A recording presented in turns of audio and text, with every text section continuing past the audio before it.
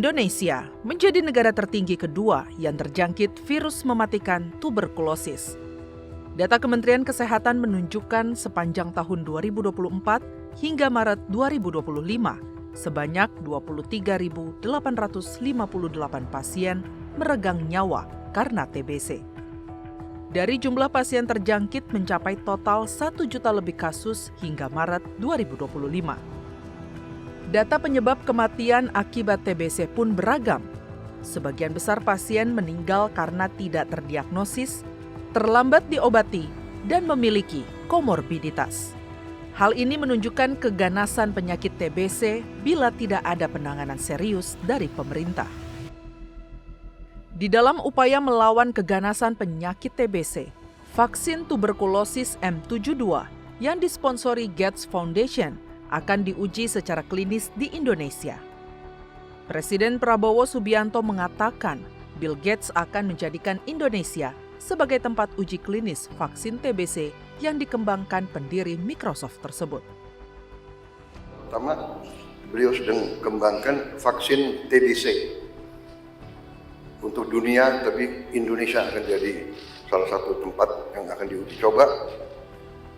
Dan kita harus mengetahui bahwa TBC memakan korban kita cukup besar,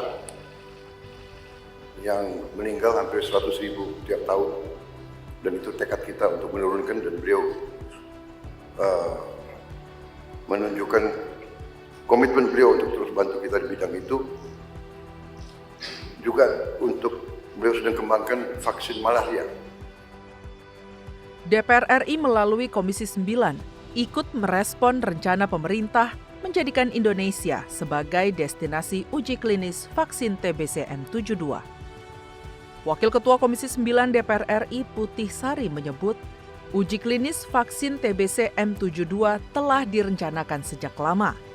Setelah melalui banyak tahapan, Indonesia dipilih sebagai negara untuk dilakukan uji klinis tahap ketiga. Sebenarnya gini ya, vaksin tuberkulosis yang ramai hari ini kan sudah berproses jauh sebelum Bill Gates-nya datang ke sini. Cuma karena Bill Gates-nya kemarin ini hadir, jadi terkesan baru. Padahal ini prosesnya sudah cukup lama ya. Jadi karena memang uji klinis ini kan terhadap satu obat ataupun juga vaksin ini prosesnya sebenarnya bertahun-tahun ya. Ada pra uji klinis, lalu uji klinis tahap 1, 2, dan 3. Yang hari ini dilakukan di Indonesia adalah uji klinis tahap ketiga ya, yang secara keamanannya ya sebenarnya sudah dilewati ya. Artinya sudah ada pengujian bahwa terjamin aman, tinggal bagaimana ingin mendapatkan kepastian efektivitas daripada vaksin tersebut. Nah, ini yang saya kira narasi yang perlu untuk bisa dibenarkan gitu ya, dikonfirmasi oleh ya pemerintah dalam Kementerian Kesehatan agar masyarakat tidak keliru gitu. Kerjasama uji klinis tahap 3 vaksin TBC atau TBC M72 mendapat respon dari masyarakat.